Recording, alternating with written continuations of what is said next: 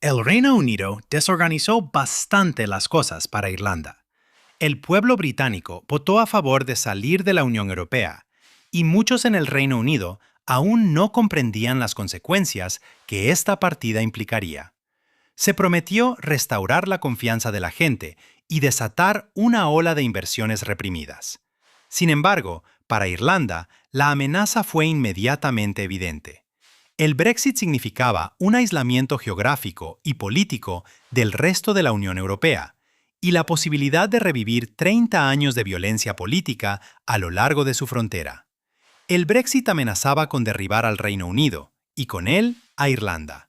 Pero la economía irlandesa ha evolucionado, en parte como consecuencia del Brexit, y las empresas británicas, en su mayoría, se han trasladado a Irlanda. Es casi como si Irlanda hubiera ganado el Brexit. Pero, ¿fue realmente así? Y si lo fue, ¿cuál fue el costo? Por eso estoy en Irlanda, para averiguarlo. Bienvenido a Pulso Militar, donde exploramos las dinámicas que reconfiguran el orden mundial.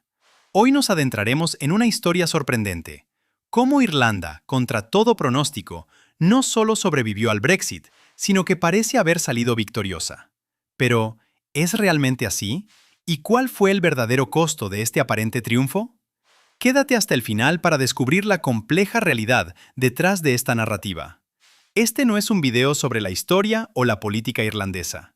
Pero antes de hablar de su economía, debemos hacer algunas paradas históricas para explicar cómo Irlanda se convirtió en lo que es hoy. Como resultado tanto de 300 años de colonización británica, que terminó en 1922, como de su proximidad geográfica, Irlanda estaba muy ligada al Reino Unido. Económicamente, aunque históricamente mucho más pobre debido a esa colonización, esta pobreza y cercanía hicieron impensable que Irlanda se mantuviera al margen cuando el Reino Unido se unió a la Unión Europea en 1973. Para Irlanda, esto ofreció una nueva oportunidad de reducir su dependencia del Reino Unido, desarrollando relaciones más estrechas con la Europa continental.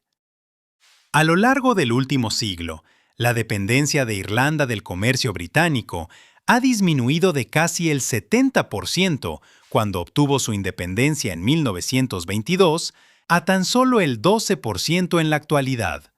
Además de la membresía en la UE, que permitió el libre movimiento de bienes entre Irlanda y el Reino Unido, esta cercanía se vio reforzada por otros dos acuerdos. La Zona de Viaje Común, acordada en 1923, que permitía a los ciudadanos irlandeses y británicos viajar por las Islas Británicas, y el Acuerdo de Viernes Santo de 1998, que resolvió las cuestiones contenciosas alrededor de la frontera irlandesa que habían provocado décadas de violencia política. Cuando Irlanda se unió a la UE, experimentó una transformación económica radical. Al reducir los impuestos y centrarse en la tecnología y los servicios, pasó de ser un estado agrario proteccionista a una economía moderna. Irlanda se hizo conocida como el Tigre Celta por su impresionante rendimiento económico, pero este éxito podría describirse igualmente como la americanización de la economía irlandesa, ya que se construyó sobre el dinero estadounidense que comenzó a fluir hacia el país en la década de 1980.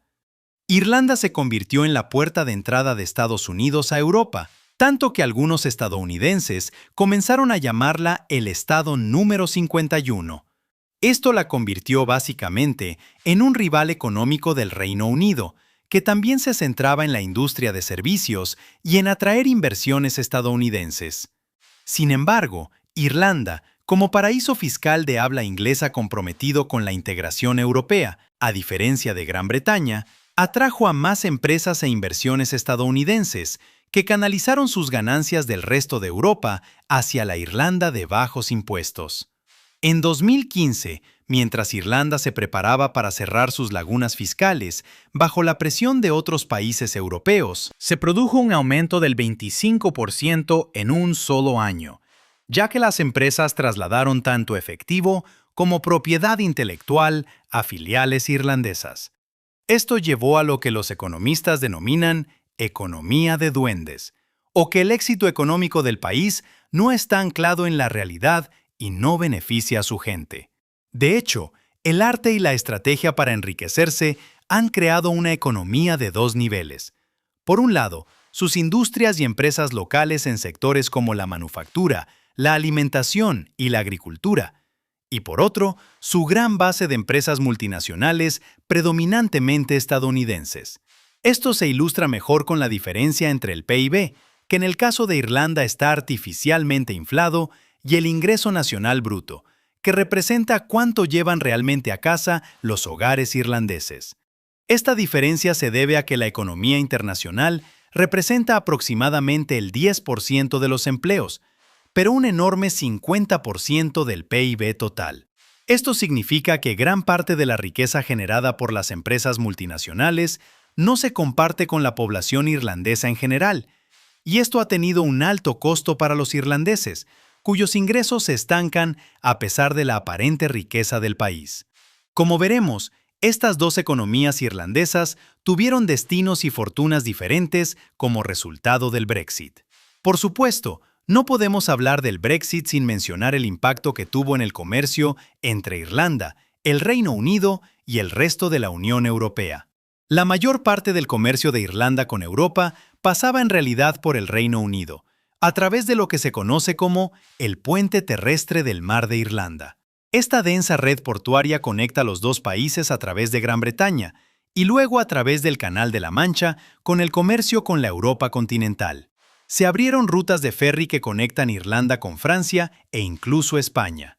Si bien estos ferries transportan pasajeros que, como yo, están dispuestos a pagar el jugoso precio del billete, todo en aras de la historia, su propósito principal es el envío de mercancías.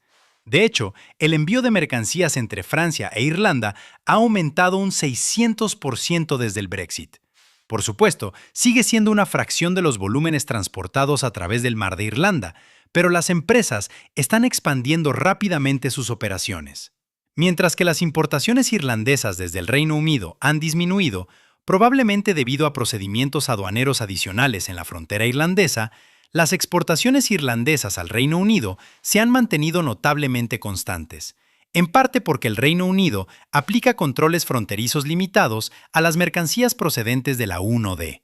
Por ejemplo, este enorme aparcamiento de camiones destinado a la aduana a través del Reino Unido permanece en gran parte sin usar, sirviendo para procesar a los gatos de los refugiados ucranianos en lugar de las mercancías de la 1DE. De hecho, uno de los mayores temores de Irlanda, el de quedar aislada económica y geográficamente de la Europa continental, no se ha materializado. Si acaso, el Brexit ha contribuido a conectar Irlanda con la Europa continental. Sin embargo, estas rutas comerciales aumentan los costos para los irlandeses. Son más caras, tardan más y no están tan desarrolladas. Por lo tanto, contribuyen a la crisis del costo de vida en Irlanda. El otro aspecto que el Brexit afectó fue la frontera irlandesa. Amenazaba con reavivar la violencia política entre Irlanda del Norte e Irlanda al interrumpir el movimiento de bienes y personas. Sin embargo, solo 3 días después de que se anunciara el Brexit, la entonces primera ministra británica, Theresa May, anunció los compromisos del Reino Unido con la zona de viaje común. A esto se suma que tanto la 1DE como Estados Unidos ejercieron una enorme presión sobre el Reino Unido para que mantuviera el acuerdo de Viernes Santo, lo que llevó al Protocolo de Irlanda del Norte. Esta parte del acuerdo del Brexit aborda el estatus de la frontera, dejando a Irlanda del Norte dentro de la legislación aduanera de la UE, lo que permite que las mercancías sigan circulando libremente en la frontera irlandesa. En cambio, los controles se realizan en los puertos de Irlanda del Norte. Esto ha contribuido a profundizar la integración económica entre Irlanda e Irlanda del Norte. Así, muchas de las amenazas asociadas al Brexit para Irlanda no se han materializado, e Irlanda se ha beneficiado directamente de varias maneras. Un edificio muy discreto detrás de mí es la oficina de Goldman Sachs, que se trasladó aquí en 2018 después del Brexit. Y casualmente, este edificio está justo al lado del Ministerio de Justicia irlandés, aunque estoy seguro de que es solo una coincidencia.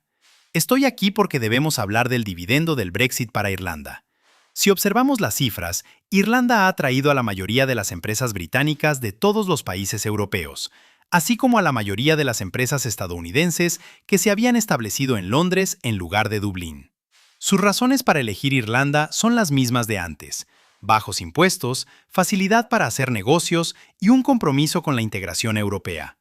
En 2022, el PIB de Irlanda dio otro gran salto, aumentando más del 12%, en parte debido al pago del llamado dividendo del Brexit. El Brexit eliminó a uno de los principales competidores económicos de Irlanda, tanto en el sector de servicios como para la inversión continua de Estados Unidos. Desde el Brexit, todo el sector de servicios irlandés ha crecido un 60%, 4 veces más rápido que en otros países orientados a los servicios como los Países Bajos. Estas son excelentes noticias para la primera economía irlandesa y para los ingresos fiscales del gobierno procedentes de todas estas empresas multinacionales. Y es también un dividendo que puede seguir rindiendo frutos a medida que el Reino Unido continúe divergiendo de la regulación europea con su inminente avalancha de legislación propia. A pesar de todos estos desarrollos, que Irlanda solo podía soñar, los políticos irlandeses se han mostrado particularmente sombríos.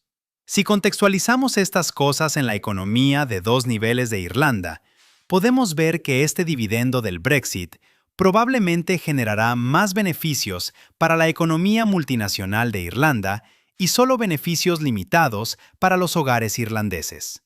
El Brexit está dañando activamente la economía irlandesa local, que en sectores como la agricultura, la alimentación y la manufactura tradicional depende mucho más del comercio con su vecino. De hecho, el ingreso nacional bruto de Irlanda se ha desviado cada vez más rápidamente del PIB desde 2015. En 2021, la Unión Europea anunció un paquete de apoyo por el Brexit, del cual Irlanda fue el mayor beneficiario, y el gobierno irlandés lo destinó rápidamente a las pequeñas y medianas empresas, que emplean a la mayoría de la gente en Irlanda y que probablemente están pasando apuros. Y el probable rendimiento económico poco brillante del Reino Unido en los próximos años significa un periodo difícil para la economía local de Irlanda. Simplemente no compensa tener un vecino pobre.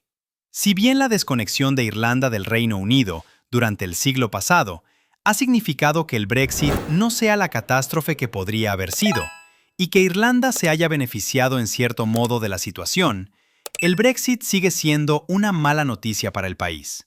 Pero, ¿qué piensas tú?